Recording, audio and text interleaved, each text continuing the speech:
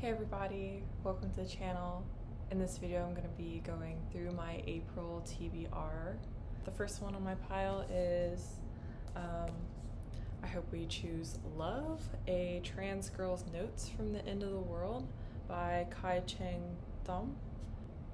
And this is like a collection of essays and poems.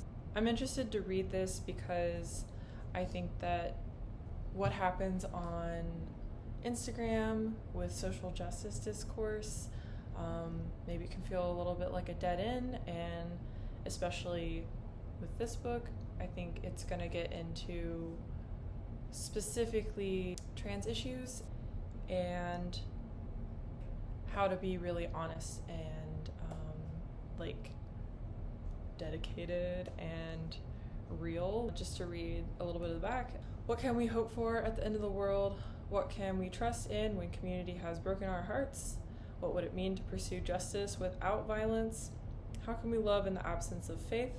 Yeah, collection of personal essays and poems. I think this is going to be great in terms of just being really honest in terms of like how do we actually get justice work done in spaces where we are trying to care for each other, mistakes happen, harm happens, so how do we work in that space? So I Hope We Choose Love, a trans girl's notes from the end of the world, Cheng Thom.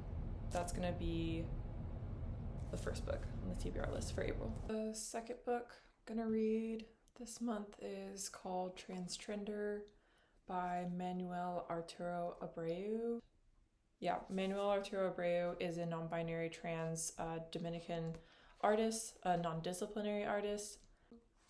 This book came out in 2016. I read it in 2017, so this will be a reread for me.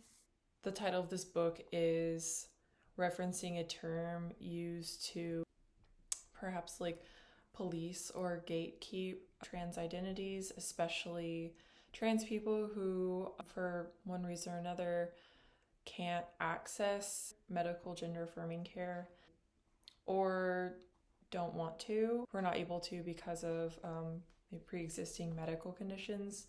And I'm excited to read this one again because it's been a long time, and it'll just be nice to get reacquainted with these really beautiful poems, and just to read some work that is very necessarily diversifying transgender literature and art. The next one I don't really know too much about. I picked this one up from the library. Sea of Tranquility, Emily St. John Mandel. There seems to be some collapsing of linear time. There seems to be some time travel. Oh, well, it actually does say, Sea of Tranquility is a novel of time travel and metaphysics that precisely captures the reality of our current moment. I think this one's gonna be really pleasant. I mean, maybe not in terms of subject matter or what happens to the characters, but just the way that the timelines are gonna intersect. I think that's gonna be, and just to see like what happens with the characters, I think that's gonna be really like provocative and interesting. And I'm really just attracted to the design of this first hardcover. Yeah, and I guess this is a new book. It came out in 2022. I think it's just gonna be a pleasant, nice read. And I just hope that it's pretty like character driven. That's kind of what I'm hoping for. But we'll see what the plot, what happens in the plot. Oh, I opened to this page. They're talking about Ohio. My next book is this one I'm very skeptical about, and I've actually started reading it. It's called The Female Man by Joanna Russ. I'm already having a hard time with it because I think the writing is a little, maybe not obtuse, but it's just not very generous in terms of, yeah, you're the reader. I want to make sure that you're following my book and understanding it while also kind of maintaining a like experimental integrity. I hope that I'm gonna start getting what's going on. I guess since I'm not even understanding the book too well so far, I'll just read the back. So Joanna's world is recognizable. It's very much like ours. So is Janine's, except that in hers, the Second World War never happened. The Great Depression is still going on, and inequality is even more rampant. But Janet's world is rather different. On the planet While Away, there's no problem of relations between the sexes because there is only one. Janet is unfettered. She is free to lead her life as she wants as an able and competent being, as a female man. I generally I'm not super interested in books that take this stance with gender. It feels a little reductive. I guess the genre, from what I've heard in other videos, sort of like a gender apocalypse, like something happens to one half of the human race, and I guess this is going to be my skeptical read of the month. Yeah, so we'll see. I am really on the fence of already DNFing this book because it's just not, I don't feel hooked into it yet. I can't totally explain why. I think because there's 4 main characters that all have really similar sounding names. There's Janine, Janet, Joanna, and then I believe there's going to be a 4th character who is somewhat of the antagonist. And yeah, from the introduction that I read, it seemed to be that this one was kind of a response of Joanna Russ to Ursula K. Le Guin's Left Hand of Darkness, to sort of, I don't know, probe more into, okay, Kitty's here.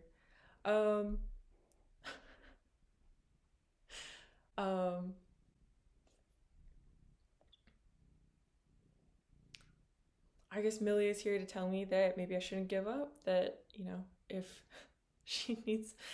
I need a company finishing this book, then I guess she's gonna hang out with me. But yeah, Joanna Russ, the female man. We'll see how this goes. I have a feeling I'm going to DNF this, possibly, but I'm kind of stubborn, so I might finish it. Next one I have is Banned Book Club. This one has 2 authors, Hyun Sook and Ryan Estrada, and Ko Hyung-ju illustrated this one. It's a true story from Hyun Sook, one of the authors, living during the Fifth Republic, South Korea, in the early 1980s. And yeah, it's about her involvement in a banned book club at her school, and I guess, what happens, that sort of tension of having to hide and evade a totalitarian regime to access the stories and literature that she wants to. I don't know much about this time period of history, so I'm excited to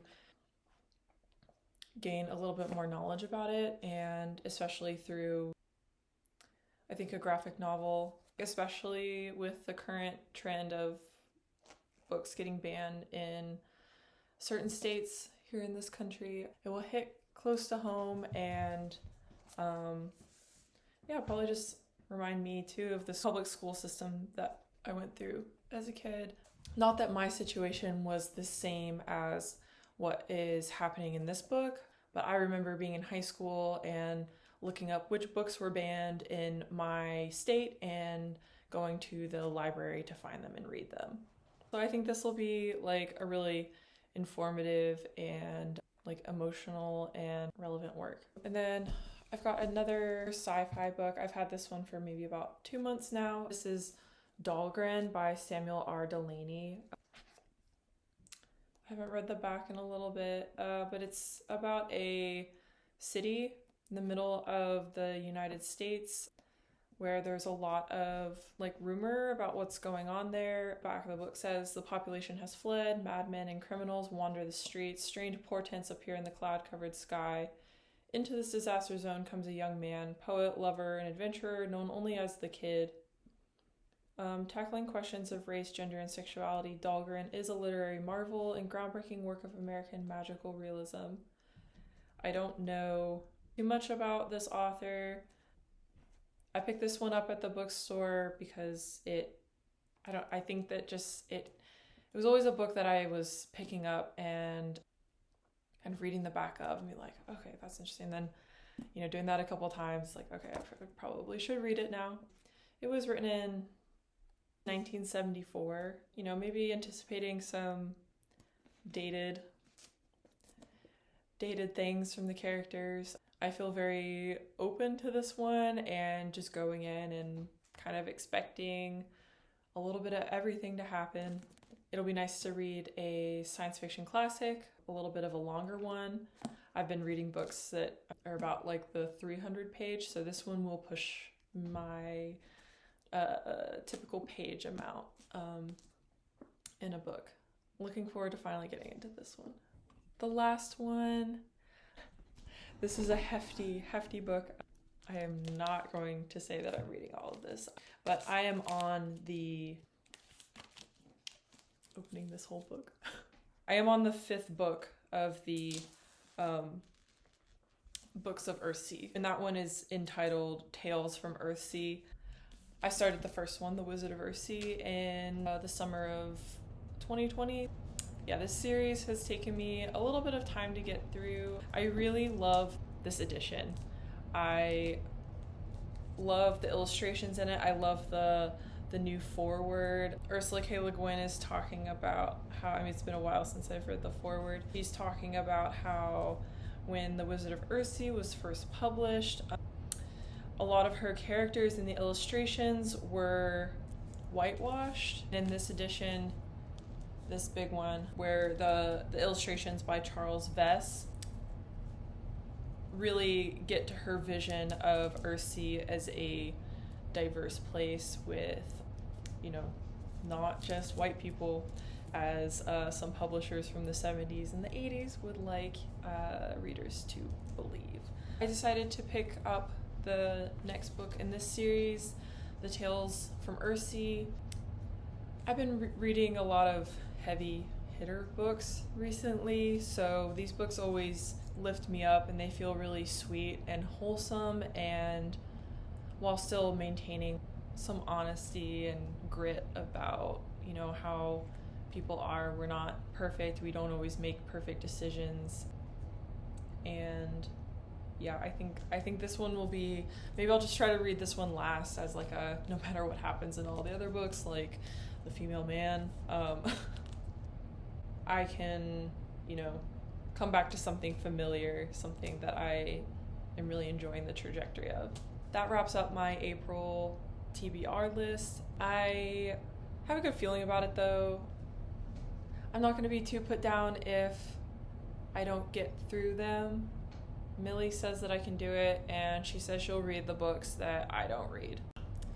Thanks so much for watching. I hope that you found maybe a new book that you might want to read, or if you've read any of these books, feel free to comment, like this video if you liked it, dislike it if you didn't like it, subscribe if you'd like to keep in touch with this channel and the videos that I put out, and to hear Millie's reviews that she's working on. Yeah, bye.